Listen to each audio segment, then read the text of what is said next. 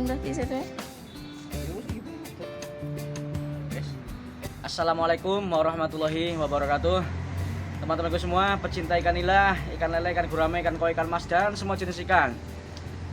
Kembali lagi dengan saya di channel Soleh Farhan 879. Mudah-mudahan teman-teman semuanya sehat walafiat, sukses selalu, bahagia, damai dengan istri, damai dengan anak-anak, dan dapat warisan yang banyak dari keluarga. Teman-temanku semua, pecinta ikan air tawar, hari ini saya akan berbagi tips, berbagi trik bagaimana cara memasang terpal yang benar biar terpal ini awet, juga nanti gampang dalam perawatannya. Teman-teman semua pecinta ikan nila, ikan air tawar, dan semua jenis ikan, pertama yang akan saya tunjukkan ini adalah terpal dulu. Nih, baiklah teman-temanku semua pecinta ikan air tawar, khususnya nila ya. Nah, ini sebelumnya saya akan menunjukkan kepada teman-teman cara pembuangan dulu yang benar. Jadi setiap kolam itu wajib harus ada pembuangan, harus, tidak boleh tidak. Nah, ini pembuangan yang benar ini seperti ini.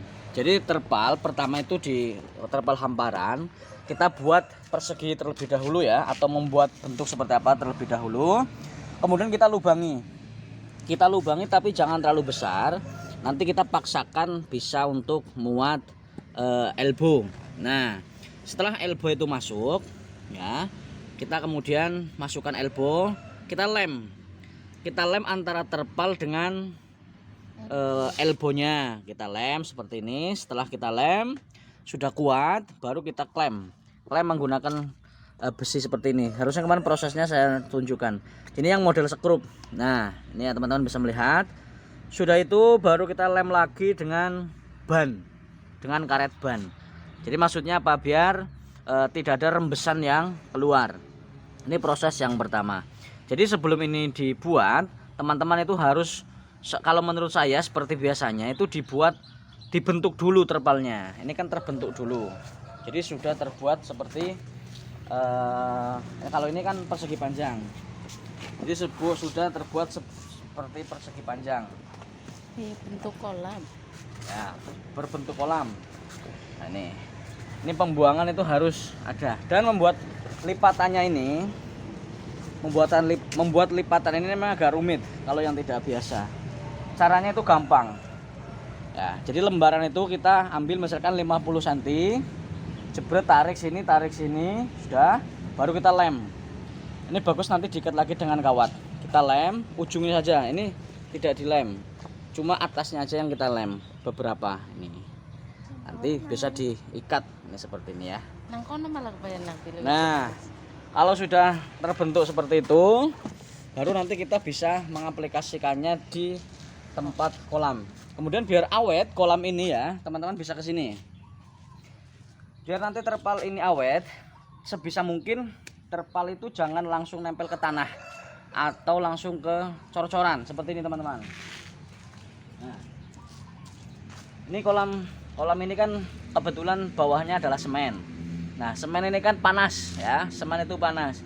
Biar tidak panas seperti apa, maka terpal ini jangan langsung nyentuh ke semen, tapi didasari dengan pasir dulu.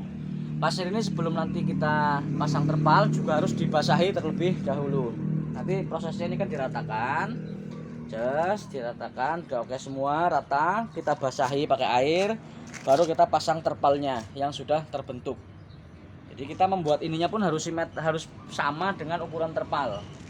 Tuh. Nah, kemudian ini yang sudah jadi nih, ini yang sudah jadi teman-teman bisa melihat. Ini yang sudah jadi. Nah,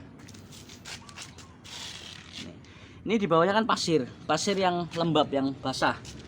Tuh. Itu pasir. Jadi ini nanti tidak langsung terkena semen. Nah, jadi seperti itu ya.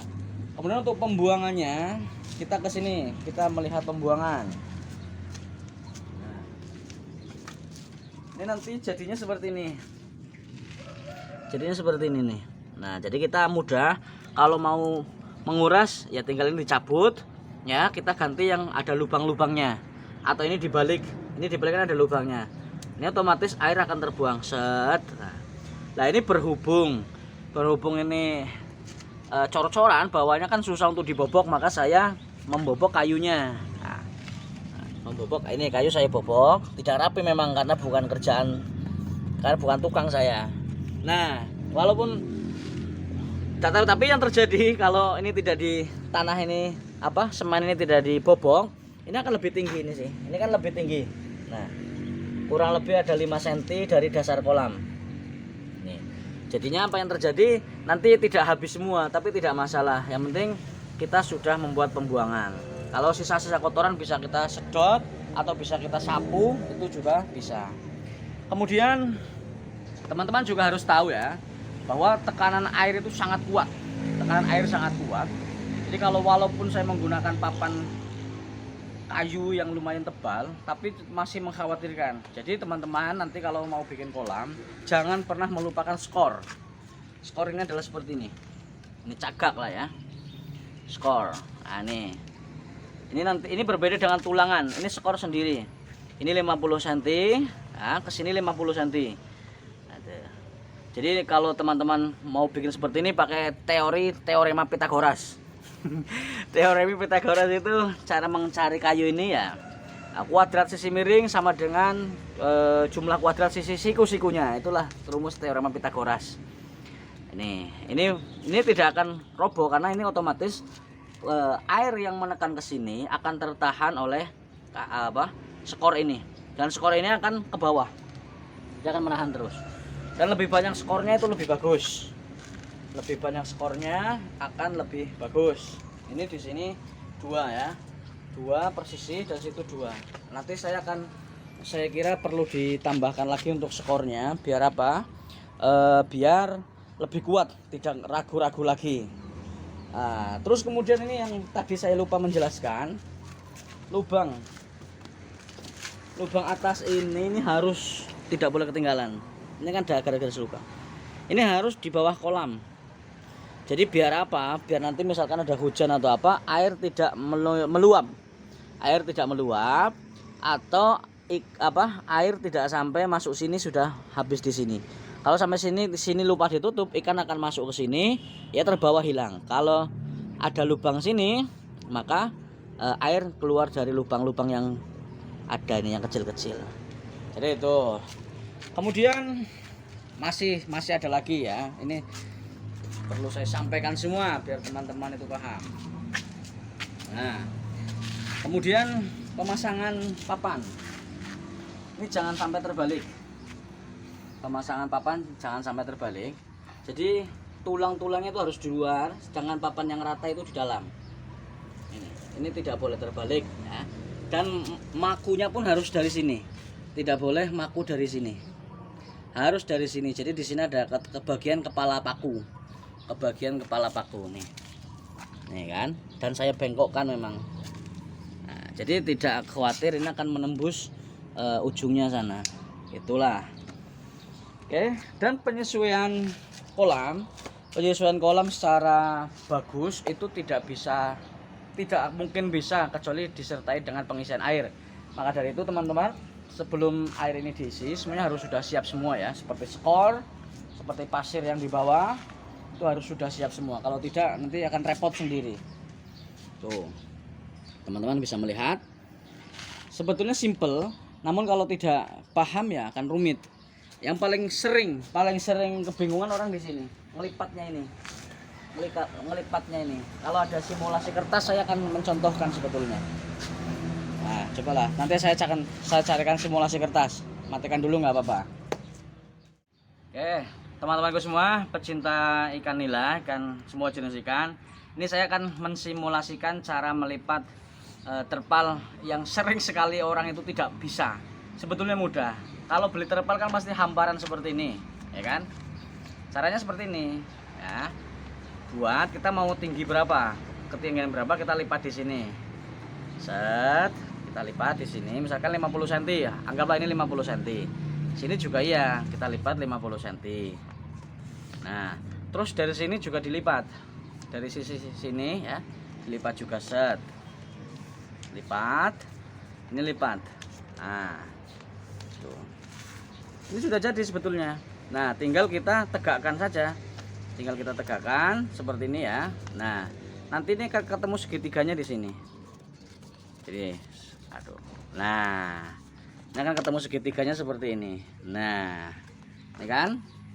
Nah, jadi pertama dilipat dulu ya. Nanti akan ketemu membuat segitiga di sini. Nah, ini caranya.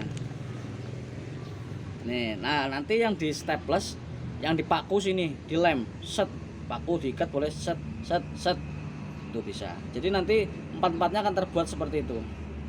Paham kan teman-teman semua? Nih, sangat mudah sebetulnya kalau sudah biasa. Ini kan karena faktor orang tidak biasa, jadi melipatnya itu seenaknya. Yang terjadi nanti repot sendiri. Nah, pembuangan sebisa mungkin nanti membuat di tepi, jangan di tengah. Kecuali kalau sistem yang bioflok, nah itu biasanya di tengah karena biar untuk pemudahan pengurasan. Kalau ini di tepi dan sebisa mungkin penataannya ini akan lebih rendah. Jadi air akan terdorong kemari, ya, kemudian terbuang. Ini cara melipatnya. Ini pun sama juga seperti itu. Nanti akan dibuatkan segitiga, seperti segitiga lah. Nah, nih. Ya, kalau agak besar kepenak, mudah. Ini agak rumit ini. Jadi seperti inilah. Kayak membuat apa ya, ceding atau apalah. Itu seperti itu. Oke? Paham ya? Mudah-mudahan paham lah. Jadi itulah teman-temanku semua cara membuat kolam terpal yang mudah dan juga insya Allah aman awet. Selain itu semua, teman-teman sebisa mungkin mencari terpal yang bagus, yang tebal ya, jangan terpal yang tipis kayak plastik biasa tapi yang enggak tebal. Ini kan tebal. Ini mereknya apa ya? Orchid apa saya kemarin? Ya. Saya menggunakan terpal merek Orchid. Merek Orchid. Itulah. Dan dulu sudah pernah bikin juga. Alhamdulillah terpal ini awet. Itulah kenapa saya kembali menggunakan terpal ini. Oke, teman-teman semua, mudah-mudahan ini bermanfaat untuk kita semua. Nanti di berikutnya saya akan mencontohkan, akan membocorkan bagaimana mempercepat kolam terpal ini agar cepat bisa dipakai. Jadi seperti itu. Oke, mudah-mudahan ini bermanfaat untuk kita semuanya, khususnya yang masih pemula, yang masih ragu-ragu cara membuat kolam terpal. Mudah-mudahan ini sangat bermanfaat dan membantu, juga bisa menginspirasi. Terima kasih, salam berbagi cerita, berbagi kebahagiaan, berbagi pengalaman, dan berbagi rezeki. Assalamualaikum warahmatullahi wabarakatuh.